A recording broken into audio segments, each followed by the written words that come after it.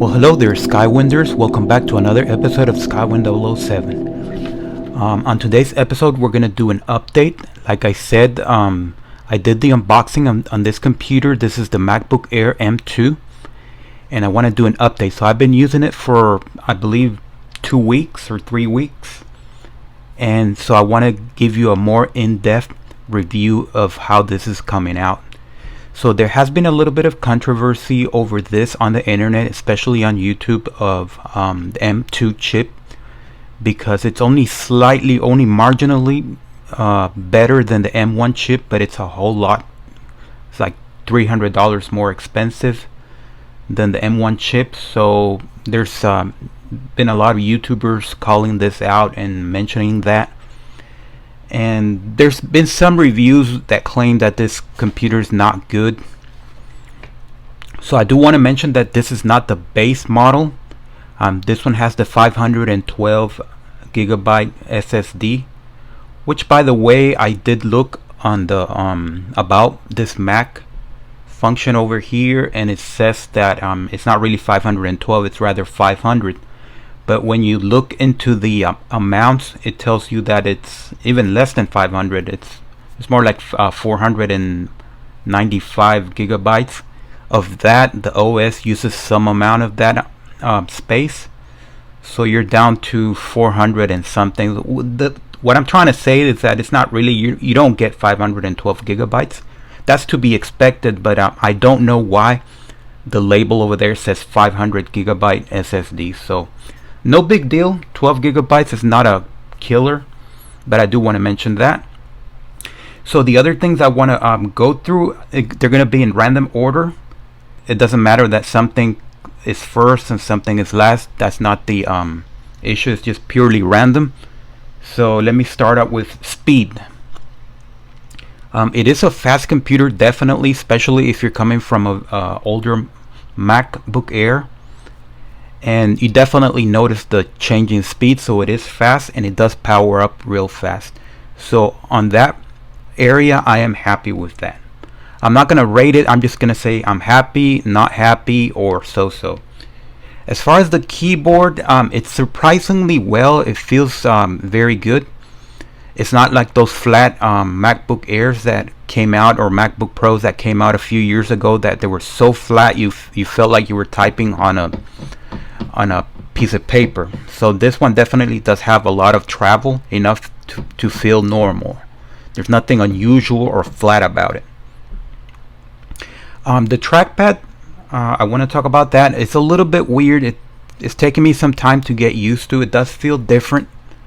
It doesn't feel like the original one, but that's just like when you change to a new car and you just got to get used to the new car. That might be it, because I used the other one, my older Mac, for a very long time. So I think it's just a matter of that. It's certainly not a malfunction or any kind of technical issue. The next thing I want to talk about is the MagSafe. As you probably know, this new MacBook Air does have a MagSafe, because some of the older Macs did not have a MagSafe, only had two USB-Cs, and one would get used up when you were charging it, so you only had one left, which is a problem. Could be a problem. For me, it certainly is. So moving on to the USB-C, I do want to mention that. So this only has two USB-Cs, as you can see from over here. So while that doesn't seem like a big issue, it can be, because we still are in the world of the larger USB connection. So the odds are that you're going to have a lot of flash drives that you can't connect, and a whole lot of things that you just can't plug in there, because they're using the larger USB rather than the USB-C. So that's something to keep in mind. I know that the world has to move forward, so we can't be stuck with that larger USB. And Apple's trying to force the industry by adding these two smaller USB-Cs. They're trying to make the industry move to that USB-C connection, which is good, but the transition can be painful. And the next thing I want to talk about is, and I know this is all random, it's Apple Arcade. You do get, I believe, 2 months or 3 months for Apple Arcade for free. I looked into that. It's just rubbish. There's nothing there that might be worth downloading, even if you get it for free. So I'm not even going to bother with that. It's just junk. One of the issues that other YouTubers had with this Mac is rendering iMovie projects. So I did that. I did a 30-minute video, high quality 30-minute video on this computer to see if it would overheat, to see if it was gonna overheat like the other YouTube said. So mine did not overheat. It did get a little bit warm, so it was noticeable that it was active in there, but it did not overheat. So I was pleasantly surprised with that. But I do want to mention that I do not have the base model. This is the 512 SSD. So another thing I do want to mention is that it doesn't have a fan. I don't think it needs it because it's not really heating up. I tried it with various activities and it's not heating up, but it does not have a fan, so that's kind of weird. But most of the computers I've ever had did have a fan. This one does not, but it doesn't seem to need it. One issue I did have with this computer is trying to run Intel apps and software. Since this is what Apple calls a silicon chip computer, it doesn't run the Intel apps and software very well. So that's something to keep in mind if you desperately have to have an Intel application or software. You might run into trouble with this computer. The next thing I want to talk about is the selfie cam right here. It's very good. Like other YouTubers have said, it's good, but it's not amazing. So not that I need it. I never used that, so I don't want to go into that since I'm not gonna be using it anyway, and I never have. And as far as the notch right here, it does have that notch. I don't know why it's there. Apple decided to put it there, I think, to make it to train people to like it. When something is very common, you end up liking it. So I guess that's more of a psychology thing than anything else, because there is no Face ID on this computer, and I'm going to get back to that later. And as far as the battery, it does have a very good battery. That's to be expected from a new computer, so it is going to last you all day, depending on how you use it, what you run, the brightness, how cold or hot the computer gets in there. So that takes me back to the overheating issue. Have I had any overheating issues with this computer? Right now I have not. It's still brand new. It's only a few weeks old. So I'm assuming that in the future, when I do an OS update, when I upgrade to future OSs, that might become an issue, because my older Macs, initially, for example, the one I bought in 2012, initially it didn't have any overheating issues. I had never actually heard the fan in the first few years that I used it, until I upgraded to the new OS as Apple started releasing those new OS, and then it started overheating because it couldn't handle those newer OSs, those Mac OSs. So while it's not overheating right now, that's good, but it's not surprising. As far as external monitors, I've read online that this only handles one external monitor. I don't know why you would want to put an external monitor on a portable laptop, but it's good to know in case you need to do that. The weight is very acceptable. It's not super heavy, it's not super light. It's just the right amount of weight. So I don't have any issues with my hands, so weight is not a big deal for me. I can handle a little bit of weight, but if you have some sort of injury or disability, I don't think this would be a big deal either for you, but you might want to go to the Apple Store and test it before you buy it. So that's weight. The screen colors, I want to talk about that. That's been one of the most amazing things about this computer compared to my older MacBook Air. The screen colors are amazing. You do have to tweak them, so I do want to warn you about that. Out of the box, there was something wrong with the color, so I did go into settings. I don't know if I'm going to be able to find that, and I think I went to display like that, and then I went to over here where it says let me zoom in. I went in here, and here you can change the colors. So the best one I believe is generic red, green, blue profile. You do that and the colors change and it becomes really amazing. So if you buy this MacBook Air and out of the box you notice that the colors aren't that great, don't be scared of that, because you can fix it. You can go into settings and change the color scheme, and that's going to make it amazing. Because I did a comparison with my older MacBook Air with the same video, you know, same everything, and the colors are just bright and beautiful on this MacBook Air, but it was not like that out of the box. You do have to go into settings to get that to work. So that's good to know. I was very disappointed originally over that. I wasn't going to return it just for that, but I was very disappointed that the colors weren't coming out right initially until I messed with the settings and got that fixed. So that is that. Sound quality is very good. It's not amazing, but it is good. And comparing it to the older MacBook Air is definitely amazing, but it's not to my ideal. So you still might have to buy something like this. This is $130 Bluetooth speaker. The other thing I noticed about this MacBook is that the logo doesn't light up, and I know that for most people that might be trivial, but I did have a utility for that function. I did find it useful for letting me know that the computer was turned on, because sometimes if it would be like that and I'm far away, I would want to know if it's turned on, and when you don't have a light up logo, you don't know if it's turned on. So that was the function that I had with the original light up logo, but this one does not have a light up logo. It just has this mirror there, so you can't tell if it's turned on or not.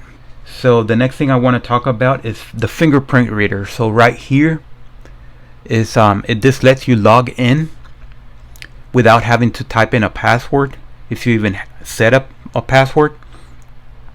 So that's good to know, and while I do find it kind of useful, I really didn't mind typing in my password. I got very good at it, so I was very fast in typing in my password and going in. So I really don't see this as a big deal for me, because I do not forget my password. But I do believe that somebody that has an issue with their fingers or disabilities, they might want to have this fingerprint reader, but I can live with that without that. So to me, even though I think it's nice, it's not a big deal for me. That takes me to Face ID, and I said I was going to go back to the notch. So this computer does not have Face ID, and that would have been interesting to put Face ID on a computer, because I can imagine just opening it up and then it automatically turning on. No big deal. Like I said, I don't mind typing in a password. Now it's even easier. I just put my finger there. That would have made it even more automatic.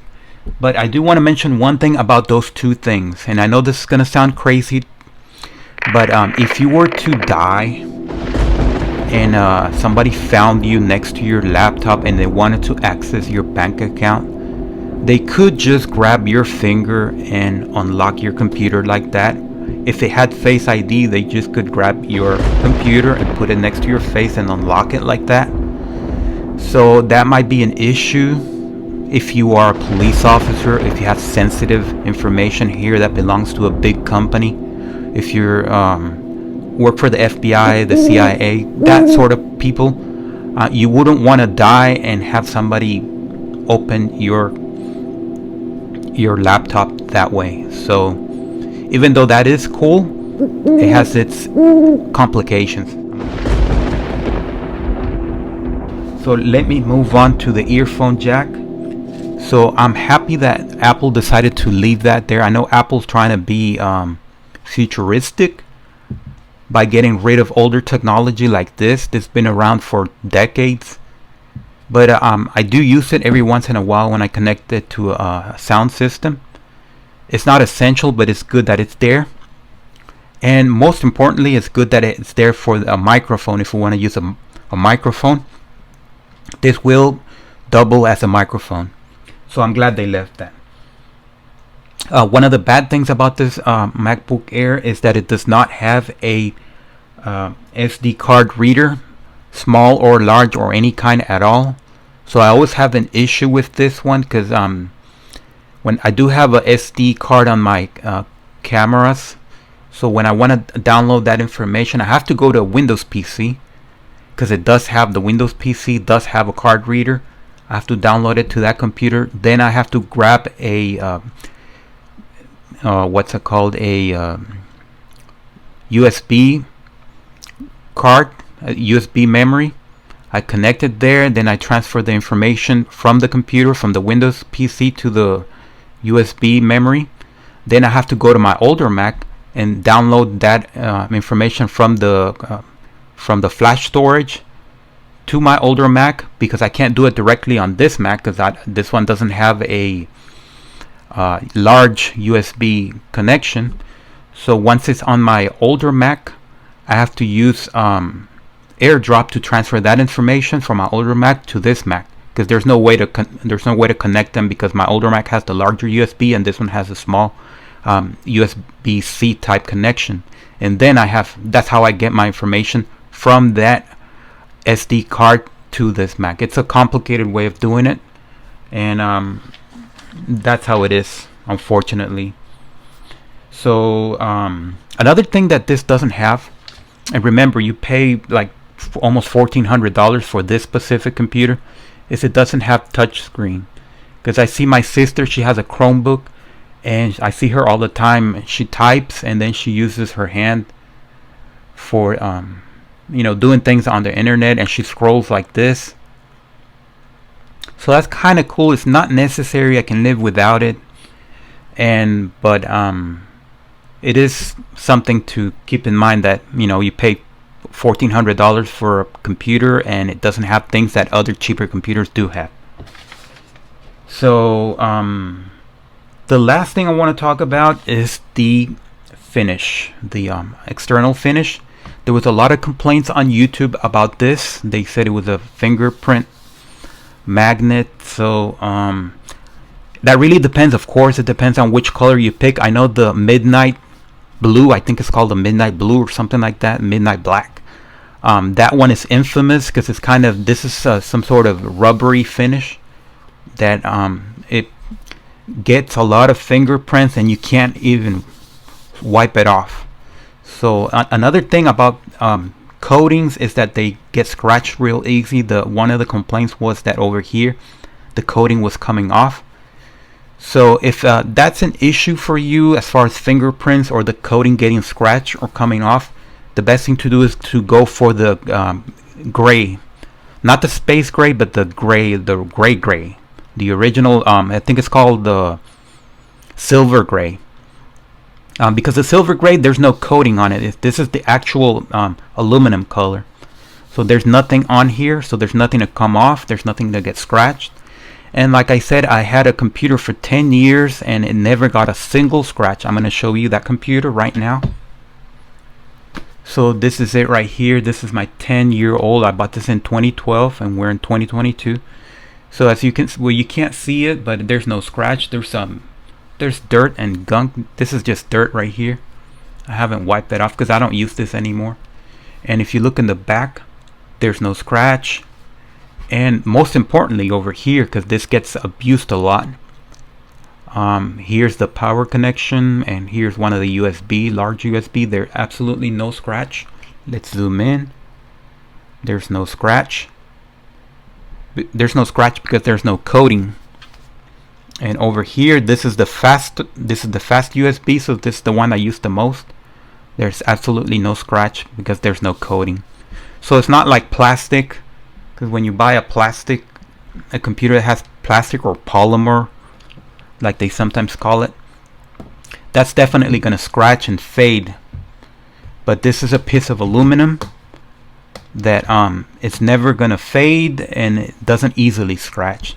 Like I said, 10 years of almost daily use, not a single scratch.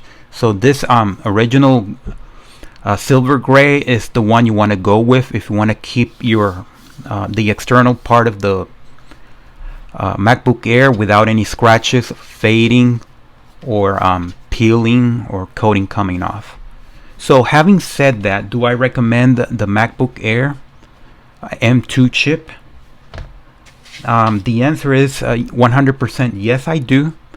It does have its problems. Like I said, the Intel software doesn't run very well, or not at all sometimes. And it's not really compatible with the SD card, so you have to do a lot of